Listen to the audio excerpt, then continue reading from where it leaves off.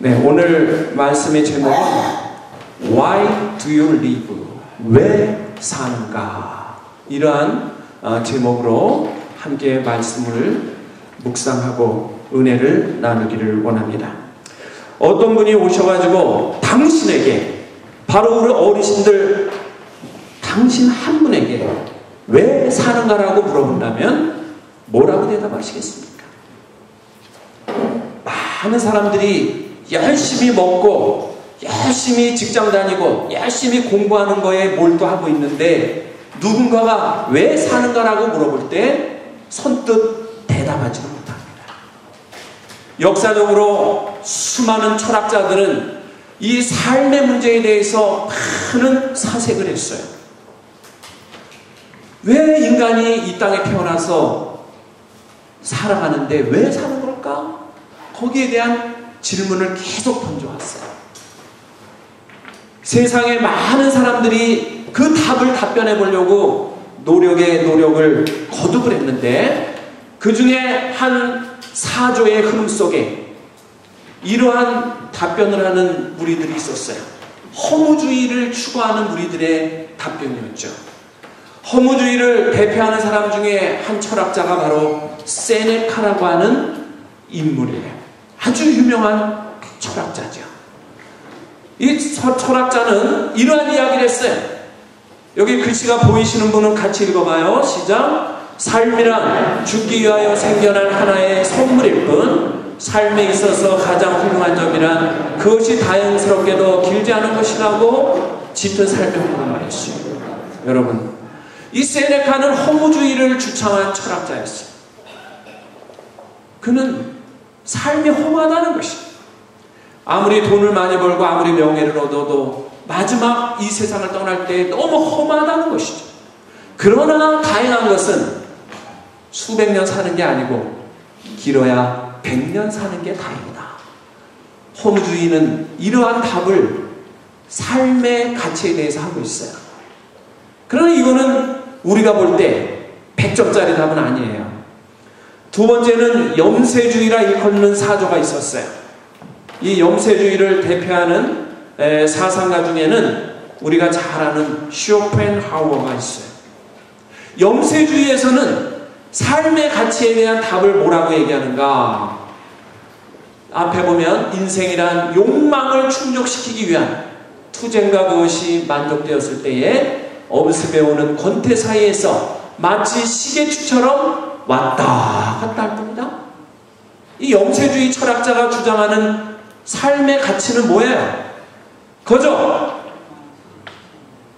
투쟁과 욕망 사이에서 시계추처럼 왔다 갔다 하다가 그냥 세상의 종말을 구하는 거다. 이렇게 얘기해요. 오늘날 많은 사람들을 보세요. 얼마나 바쁘게 살아요. 특별히 이민 와서 사는 분들 보세요. 새벽에 별보기 운동하듯이 나간다는 거예요. 해 뜨기 전에 일하러 나가요. 어떤 분은 투잡, 어떤 분은 쓰리잡을 뛰면서 이민 생활에서 견뎌내려고 팔버둥을 쳐요.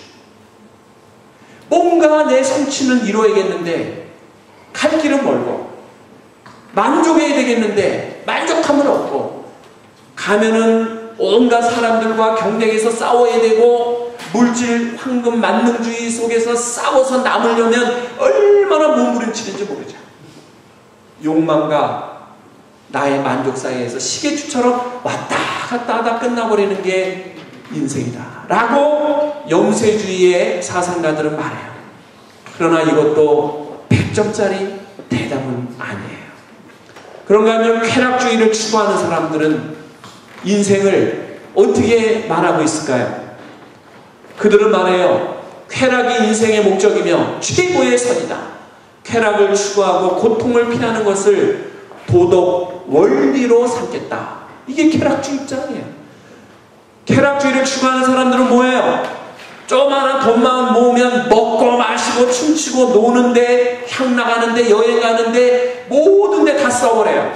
돈을 모으면 남겨서 뭐하는가? 그냥 먹고 마시고 즐겁게 사는데 한평생 다 쏟아붓자. 쾌락주의예요. 쾌락주의의 대표적인 인물 중에 하나가 바로 에피쿠로스라고 하는 분이죠. 이 에피쿠로스는 이러한 장황된 논리를 전개했어요. 평온한 삶을 얻는 것이 자기들이 추구하는 목적이다.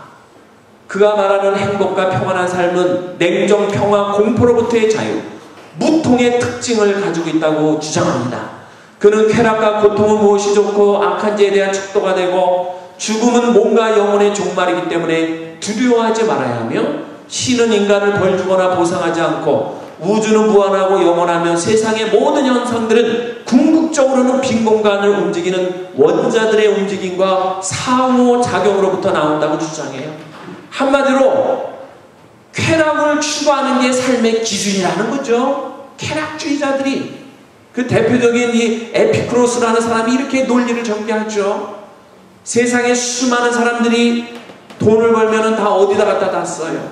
선한 일, 정말 하나님이 기뻐하는 일에 쓰기보다는 내 영광을 드러내기 위해서, 내 쾌락을 누리기 위해서 전부 다 쏟아붓는 것을 우리는 종종 봐요. 최근에 미국의 유명한 스포츠 스타와 영화배우 세 사람이 지금 이혼 스캔들에 휘말려 있어요. 이혼. LA 레이커스의 탑스타, 농구스타 코비 브라이언트. 지금 부인이 너무 바람피고 돌아다녀서 못 살겠다는 거예요. 지금 이혼 소송을 걸어놓은 상태입니다. 재산 분배를 해야 되는데 이게 조정이 안 돼요. 약 1억 5천만 불 정도의 위자료를 줘야 이혼이 가능할 정도로 코비 브라이언트는 어마어마한 돈을 모았어요. 지금 나이가 30살도 안 됐어요. 1억 불이면 한국 돈으로 1200억 원이에요. 만원짜리로 깔고 전 세계를 다 돌아다녀도 남을 만한 돈을 번 사람이에요. 근데 그는 행복 추구가 가정에서 이루어질 수 없기 때문에 바람을 피고 자기의 쾌락을 누리다가 이혼 소송을 당했어요. 지금 지리한 법정 싸움 속에 어떻게 판결이 날지 모르지만 가장 많은 위자료를 주는 이혼자의 주인공이 될 거라고 예측을 해요. 타이거 우즈는 어때요? 1억 불을 주고 이혼했어요. 그래놓고 자기의 외로움을 달랠 수가 없어요. 지금 몇 천만 불짜리 호화저택을 사놓고 혼자 덩그러니 있는 거예요. 거기 애들은 부인이 다 데리고 나가서 이혼한 부인이 살고 있기 때문에 자기 혼자 방이 20개요. 극장이 있어요. 그 집에는 수영장과 테니스장과 골프장이 있는 어마어마한 저택에 사는데 혼자서 덩그러니 있는 거예요. 얼마나 허무해요? 오늘날 수많은 욕망을 채우기 위해서, 만족을 채우기 위해서 살아가는 이들의 공통된 점 중에 하나가 뭐예요? 쾌락주의예요. 내 즐거움, 내 쾌락을 구하다가 마지막에 너무나 비참하게 끝나요. 그 중에 한 사람 마이클 잭슨을 우리가 알죠? 쾌락주의는 이러한 것을 주장합니다. 쾌락이 삶 속에 행복을 주는 표준이라는 거죠. 이것도 100점짜리 대답은 못 됩니다. 그런가 하면은 삶의 가치를 자아 실현을 통해서 이루는 것이다. 왜 사는가? 자아 실현을 위해서 산다라고 주장하는 철학자가 있어요. 우리가 잘 알고 있는 이 철학자는 바로 아리스토텔레스예요. 이분은 자기의 삶을 통해서 삶의 가치를 뭐라고 주장하는지 압니까? 콩은 콩으로 열매를 맺는 것이 존재의 의미요. 대리석은 조각가의 손을 거쳐 조각이나 건축물로 조형되는 것이 존재의 의미인 것처럼 사람도 천부의 재능으로 자신의 가능성을 실현하는 것이 자기 생명의 영원성을 지키는 것이라고 주장하는 게 바로 아리스토텔레스의 삶의 가치예요. 자아 실현이 사는 목적이라는 것이죠.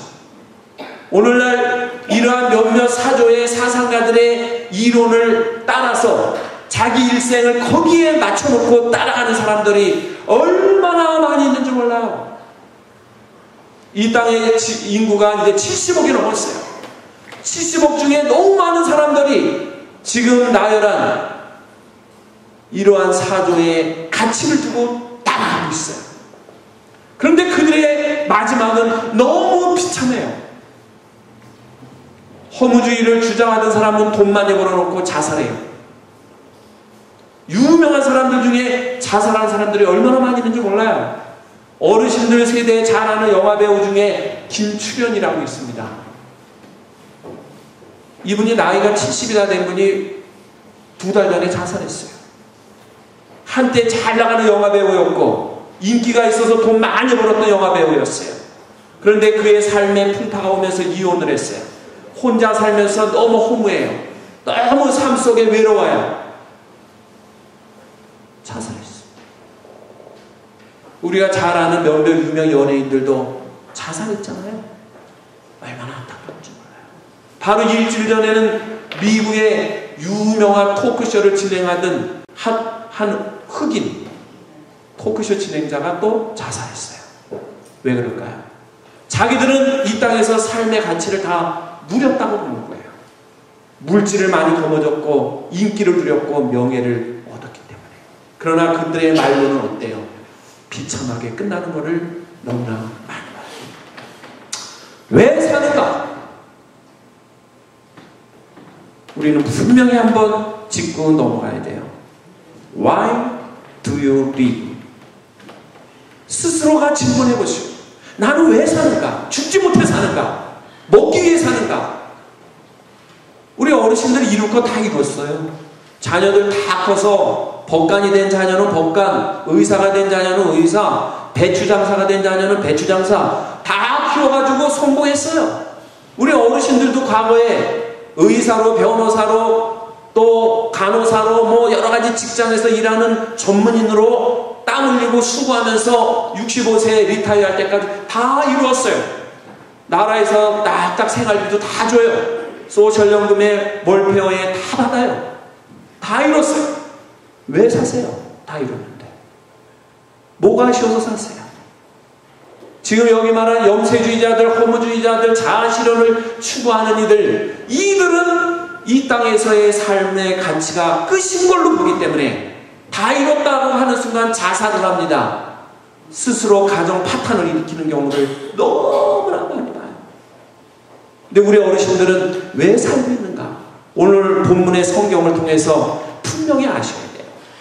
크리스찬이라면 넌 크리스찬하고는 달라야 돼요. 삶의 가치가 달라야 돼요. 삶의 기준이 달라야 돼요. 왜 사는가라고 물어봤을 때 정확한 대답을 할 수 있어야 돼요. 많은 어르신들이 왜 사세요? 죽지 못해 살아요. 여기도 아프고 저기도 아프고 빨리 죽고 싶은데 아이고 죽는 것도 내 맘대로 안 되는 거고 그냥 살아야지. 죽지 못해 살아요. 많은 분들이 몸이 아파오고 외롭고 연로하시면서 그런 호소를 많이 해요.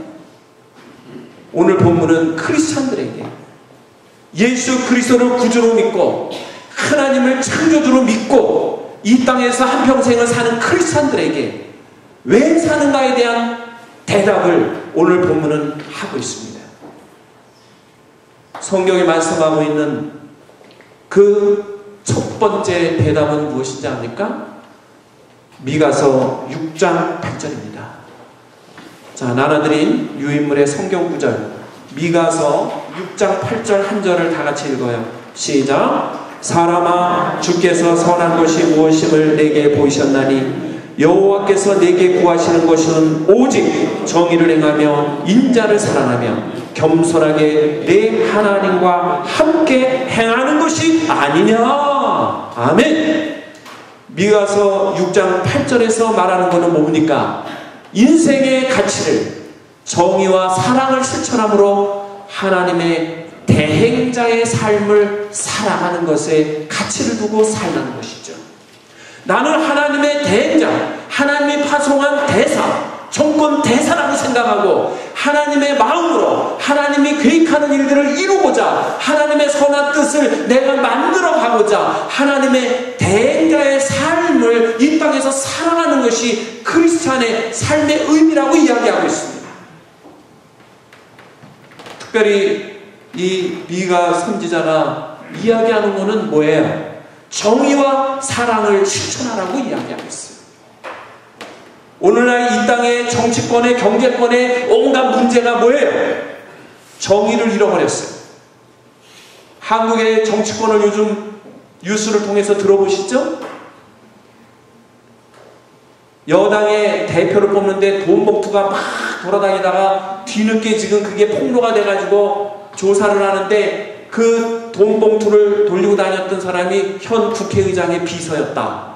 그래가지고 이제 국회의장까지 조사를 해야 된다. 현직 국회의장까지. 뭐 난리. 정의를 잃어버리는 사회.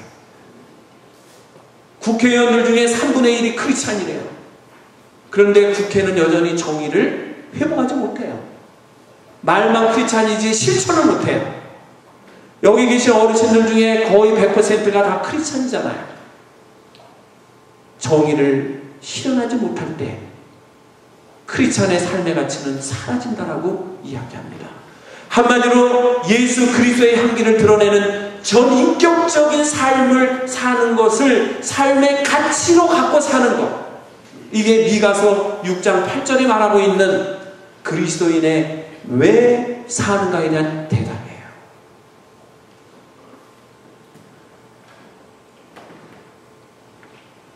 미가 선지자가 이렇게 외치면서 하나님의 대행자의 삶을 강조하고 있다면, 두 번째로 마태는 오늘 보면 마태복음 6장 33절에서 크리스찬의 삶의 의미를 이렇게 이야기하죠. 마태복음 6장 33절 페이퍼를 보시고 같이 읽어요. 시작. 그런즉 너희는 먼저 그의 나라와 그의 의를 구하라. 그리하면 이 모든 것을 너에게 더하시리라.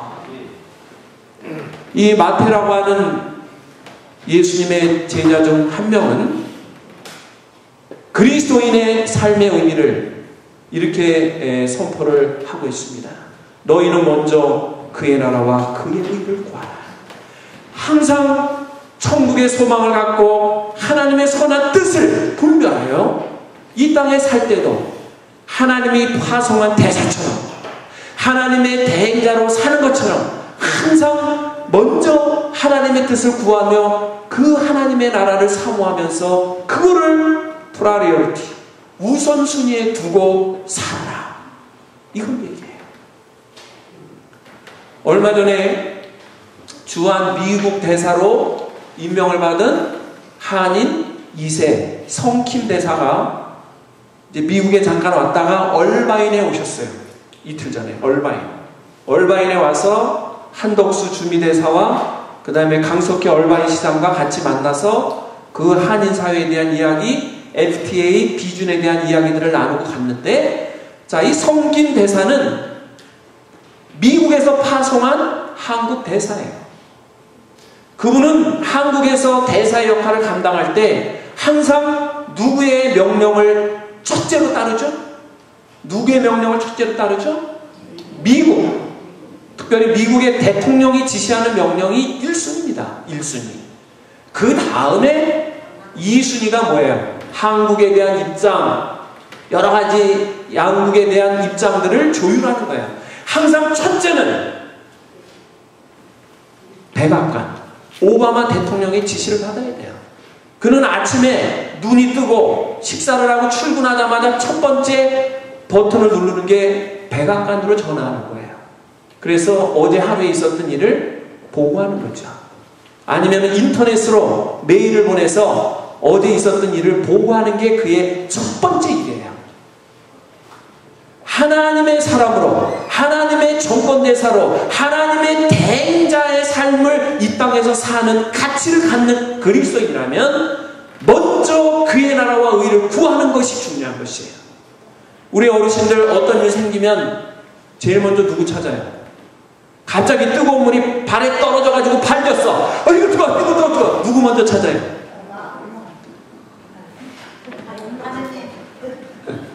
아이고 하느님 찾는 분은 크리스찬이고, 아이고 엄마 찾는 사람은 조금 덜 크리스찬이요. 그 다음에 전화기 걸고 어디다 전화해요? 아들, 딸, 그 다음에 병원으로 전화해가지고 얘야 나와주면 뜨거운 물 흘려가지고 좀 발렸어. 그 위기의 순간, 절박한 순간 하나님 앞에 먼저 기도하고 하나님의 도움을 구하고 하나님이 나를 보호하심을 믿고 먼저 하나님 앞에 이 어려움 속에서도 감사한 후에 911에 전화하고 아들한테 전화하고 딸한테 전화하는 분은 거의 없다고. 딱 어떤 일이 생기면 일단 전화통부터 들고 자식이나 도움을 줄 사람에게 연락했죠. 이게 우리의 모습이에요. 부인할 수 없어요. 왜 그래요? priority. 우선순위가 하나님이 아니에요. 우선순위가 아들이요 딸이요 911이에요. 위급한 상황이 있으면 일단 거기부터 찾고 봐야 돼. 그 다음에 이제 한가해지면 들것에 실려가지고 이제 병원으로 이동될 때 그때 기도해. 이제 차순위로 기도하고 차순위로 하나님 앞에 감사하고 찬양해요. 순서가 뒤바뀌었어. 이게 그리스도인의 문제거죠.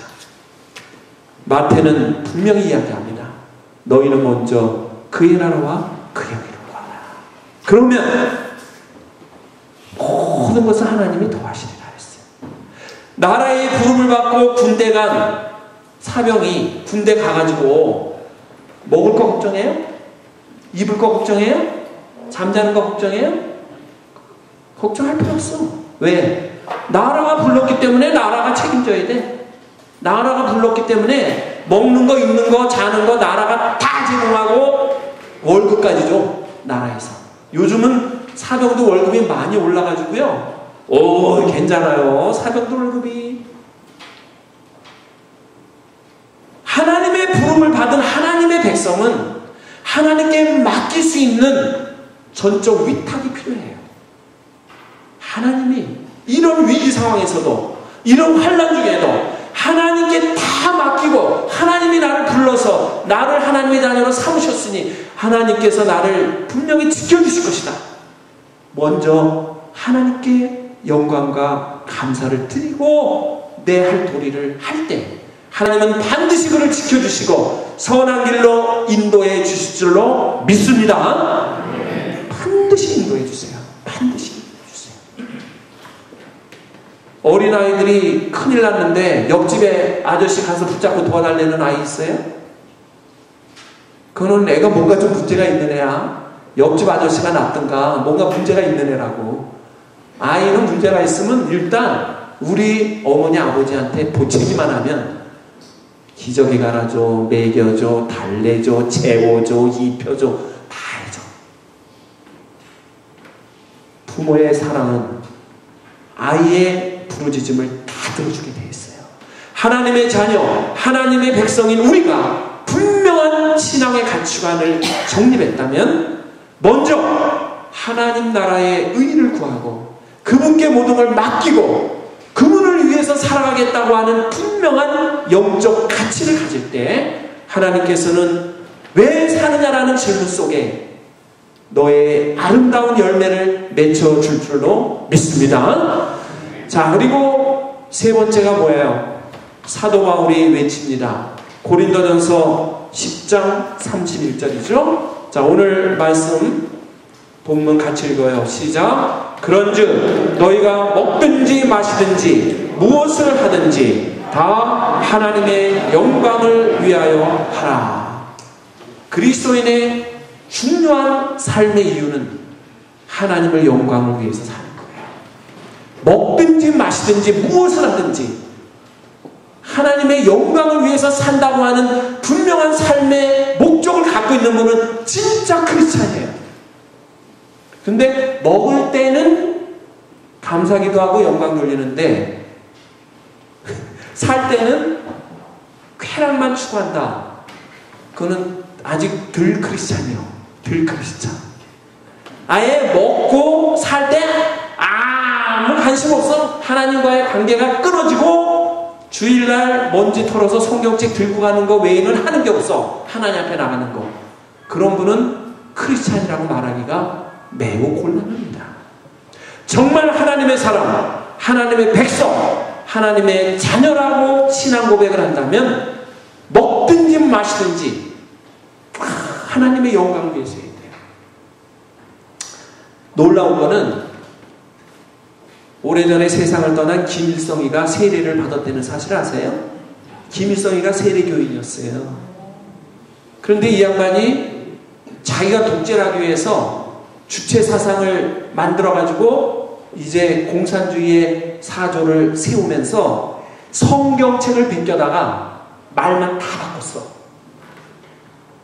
거기는 먹든지 마시든지 다 누구를 위해서 살아야 돼. 북한은 다 위대한 아마이 동지 수령을 위해서 살아야 돼.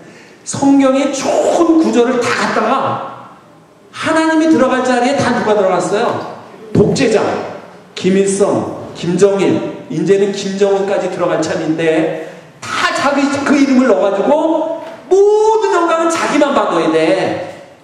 그러니까 완전히 우상국가, 우상주의를 이 땅에서 펼치다가 죽어버리고, 죽었는데도 그 방부제를 써가지고 뭐 한 달에 15만 불 이상 들어간대요. 그 방부하려면. 김일성의 시신을 방부해가지고 금수산 궁전 한쪽에 전시를 해놓고, 김정일이도 또 그렇게 똑같이 한대. 유리관에 넣어가지고.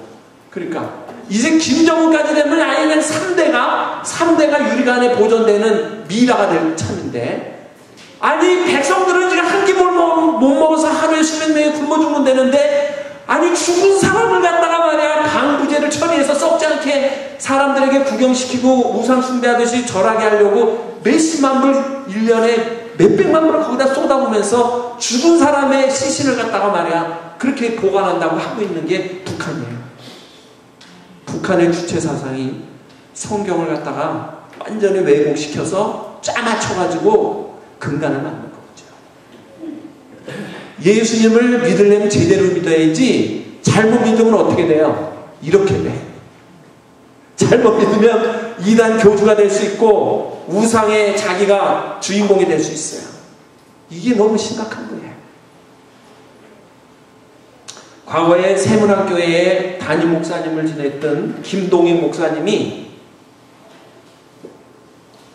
부인이 먼저 세상을 떠나는 바람에 혼자가 돼가지고 세문학교회를 담임 목회하는데, 그때 마침 중고등학교 때 친하게 지냈던, 그러나 결혼은 못하고 친하게 지내다 각기 결혼을 했는데 황산성 변호사가 이분을 와서 위로해 주는 거예요. 아, 혼자 사는데 얼마나 외롭냐. 근데 이 황산성 변호사도 혼자 돼가지고 혼자 살고 있었어요, 그때. 그래서 이제 두 분이 비밀리에 데이트를 하게 됐어요. 왜? 청소년기에 친한 친구였는데 자라나면서 갈 길이 달랐어요. 한 사람은 법조인, 한 사람은 성직자로 가는 길이 달라가지고 다 공부도 많이 하고 훌륭한 사람이 됐지만 갈 길이 다르고 배우자가 다 다르게 만났기 때문에 결국은 떨어졌는데, 전부 남편과 아내와 사별하고 혼자가 된 이후에 만났어요. 데이트를 하죠. 나중에 결혼을 하게 돼요, 두 분이. 그런데 이제 김동인 목사님이 또 암이 발병을 해서 또 세상을 떠나죠. 그래서 이제 황상성 변호사가 또 지금 혼자 살아요. 혼자 사는데 황상성 변호사의 고백이 이런 고백이 있어요. 아, 김동인 목사 그 양반은 내 데이트를 하느라고 몇 번 만났는데 참 이상한 사람이다. 왜? 아니, 어디 다방에 앉아가지고 음료수 한 잔 갖다 놓으면 기도하고 마시고, 좀 있다가 커피 한 잔 가져오면 기도하고 마시고, 끝난 다음에 이제 식사하러 가면 또 기도하고 밥 먹고, 버스 타고 가다가 내리면 또 기도하고 돌아서고. 아, 도대체 난 이 양반 앞뒤가 꽉 막힌 것 같아서 답답해가지고 데이트하는데 힘들었대요. 근데 김동인 목사님은 이렇게 얘기하는 거죠. 너희가 먹든지 마시든지 무엇을 하든지 다 하나님의 영광을 위하여서 하라 그랬기 때문에 나는 그거를 실천할 뿐이에요. 요 냉수 한 그릇도 하나님이 주신 거 감사. 근데 그거 진짜 감사해야 돼요. 제가 4년 전이죠? 4년 전에 이제 유럽을 쭉 돌아보고 왔는데, 로마에 가가지고 이제 밥을 먹으러 들어갔어요. 로마에 가가지고 쉽게 바티칸 시티를 돌아보고 나왔는데, 한식이 먹고 싶어요. 먼저 집을 떠난 지가 이제 보름이 지나가니까 양식만 먹으니까 난 한식이 먹고 싶어서 로마 시내에 한식당이 있겠지 해가지고는 보니까는 어디 간판에 한식당 하나가 딱 붙어 있더라고, 간판에. 그래서 거기서 알려주는 대로 찾아갔어요, 그 한식당을. 찾아갔는데 2시쯤에 도착했어요. 반 지하에 식당이 있는데, 갔는데 문이 잠겨 있더라고. 대낮에 물을 잠궜을까? 몇 번 흔들고 두들기다가 아유 이건 뭐 어렵게 찾아왔는데 문을 잠궈놨으니까 발길을 돌리고 있는데 지하로 내려왔다 1층으로 올라오는데 막 누가 따라서 올라오면서 누가 여기 찾아오셨어요? 하고 누가 따라 올라오더라고. 그래서 뒤를 돌아보니까 이제 음식점 주인이 따라 올라온 거야. 소리 듣고. 그러면서 여기는 원래 1시부터 4시는 다 문 닫는데 식당은 다 문 닫고 그 다음에 그러니까 점심시간 딱 끝나면은 문 닫고 저녁 시간에 열지. 손님도 안 오는 대낮에 전기불 켜고 에어컨 켜고 쓸데없이 불필요하게 낭비 안 한다는 거지. 다 그렇다는 거야 어디나. 물론 관광지는 다르겠지만 다 그렇대. 그러면서 당신들이 두들기고 또 한국 사람으로 여기까지 왔는데 스페셜 음식을 만들어서 줄 테니까 들어오라고. 지금 영업시간 아닌데 들어오라고. 그러니까 2시 넘어가지고 이제 우리 부부가 우리 둘뿐이 없죠. 거기 아는 분은 아무도 안 와. 우리는 모르니까 갔다가 우리 둘이 이제 들어갔어요. 밥 먹으러. 딱 들어갔는데 물을 안 갖다 줘. 기본이 물을 갖다 줘야 될 거 아니야. 음식 주문하려면. 어디나 우리 한식당에 가봐요. 여기 미국에도 그렇고 한국에도 그렇고 먼저 물을 갖다 주면서 뭘 드실까요? 하고 메뉴판 놓잖아. 물을 안 갖다 주는 거야. 그래서 저기 물 좀 갖다 주세요. 그랬더니요. 물 종류가 4가지를 가져와. 이게 돈을 내야 되는 거더라고. 돈을 내야 되는 거야. 물 종류 4가지를 가져와요. 요거는 알프스 자락에서 들어온 생수고, 요거는 어디서 들어온 생수고, 4가지를 딱 가지고 어떤 걸 드릴까요?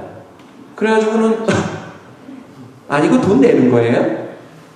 네, 여기는 물이 위해서요. 다 이거 차지를 합니다. 그래서 이거 주세요. 그 2병을 먹어야 되는데, 이거 1병만 주세요. 응? 2병 먹다가는 이거 뭐 물값으로 너무 많이 나가겠더라고. 그래서 1병 가지고 이제 둘이 목만 축이고 이제 식사를 해야 되니까. 세상에, 물이 이렇게 귀한지 거기 가서 알았어. 물을 돈 주고 사 먹어야 돼. 물론 여기도 생수를 사 먹지만, 거기는 아주 일상적으로 다 물이라는 거는 공짜가 없어요. 그러니까 김동인 목사 이분이 미국에서 공부를 하고 간 분이기 때문에 이걸 알아. 유럽에서 공부했기 때문에 이걸 알아. 물 한 컵을 먹는다는 게 얼마나 감사한지. 흙탕물 못 먹는 물이야 많지. 먹을 만한 물이 없잖아요. 요즘에 오염이 돼가지고. 그러니까 그 물을 먹어도 어떻게? 감사합니다. 감사합니다고 먹는 거야. 근데 황상성 변호사는 유학을 안 갔거든. 한국에서 사법고시 공부해서 그냥 변호사가 돼가지고 판사가 돼가지고 법조인이 됐지 유럽 이런 데 가서 자기가 오래 살아보지 않았어요. 여행을 한 바퀴 돌아와서는 몰라요. 그 생활을. 여행을 다녀가지고는 좋은 데만 보여주고 특급 호텔로 좋은 음식점으로만 가니까 좋은 것만 보지. 거기 가서 살라고 해봐. 죽는 거지 이제 살라고 하면. 우리는 작은 일에도 하나님께 감사, 큰 일에도 하나님께 감사. 이게 그리스도인의 삶의 가치와 목적이라 이 말이에요. 누군가가 와가지고 이제 왜 사세요? 라고 물어보면 뭐라고 대답하시겠어요? 저는 크리스찬입니다. 먹든지 마시든지 무엇을 하든지 하나님의 기쁨이 되기 위해서, 하나님의 영광을 위해서, 하나님이 원하는 뜻을 이루어 드리기 위해서 살고 있습니다. 하나님이 오늘 나를 데리고 가더라도, 내일 모레 나를 데리고 가더라도 나는 하나님의 기쁨이 되는 삶을 살다가 가겠습니다. 기쁨이 되는 삶이 뭐예요? 미가서 6장 8절이 말하는 것처럼 정의를 실현하면서 이 땅에서 빛을 드러내는 소금과 같은 역할을 하는 그 삶을 사는 것이 그리스도인의 삶의 모습이요. 그 삶의 목적은 하나님의 영광을 위해서 사는 것. 이게 그리스도인의 삶의 의미가 되어야 하는 줄로 믿습니다. 우리 어르신들 살 날이 길어야 50년이요. 길어야 50년이요. 한 120세까지 사셔야 될 거 아니에요? 앞으로 사실 때 왜 사는가를 꼭 아세요. 이 땅에 두 발을 딛고 살 때는 하나님의 대행자의 삶을 사시도록 노력을 하십시오. 삶의 목적은 하나님의 영광을 위해서 산다고 하는 그 목적을 가지고 사십시오. 그때에 하루를 살아도 후회가 없어요. 며칠을 살다가 하나님 불러도 후회가 없어요. 병들어서 점점 내 생명이 식어져 갈 때도 나에게 두려움이 없어요. 없어요. 왜 그렇습니까? 하나님이 나를 지켜주시고 안위하시고 영생으로 인도하는 길목에서 나를 기다리고 있기 때문에 나에게는 축복이요 기쁨이요 이 땅의 삶이 감사가 되는 줄로 믿습니다.